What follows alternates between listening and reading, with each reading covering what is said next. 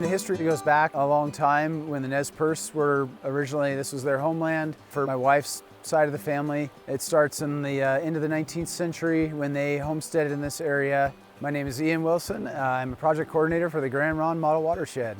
My connection to this land really goes back to when my wife and I moved up here from Central Oregon. I had access to this river corridor behind our house, and I started to fish. It was just this time to discover myself and this landscape. So for me, this is about as spiritual as it gets, as far as just a place that was a place for self-reflection and identity, but also a connection to the landscape. And I learned that through fish, which has always been something that's really important to me. The Wilson Hahn project came about, I would say, early on as I was learning to fly fish on this property and really enjoying this environment.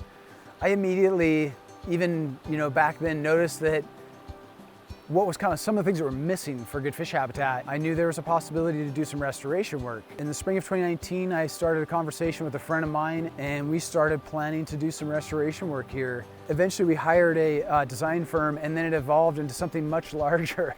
We explored, and then it finally ended up implementing a technique that's commonly known as a stage 0 restoration, where instead of digging new channels, you can actually take the kind of rock and fill, just like what you see around me here, and you can fill the channel up with that, kind of a matrix of rock and wood. Another technique that we used that was kind of a little bit of a more novel approach to restoration, installing beaver dam analogs and building post-assisted log structures, so smaller wood structures that are meant to mimic what beaver dams do, which is store sediment, which stores carbon, but also inundates floodplains. It creates all kinds of amazing fish and wildlife habitat. By restoring these reaches, you have these connected areas where wildlife can move, whether it is black bears, or it's those migratory birds, or it's amphibians, or fish.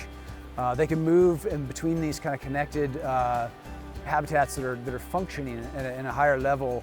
Having that richness and diversity is really important for ecosystem function, for things that are important to humans, as far as clean water cycling.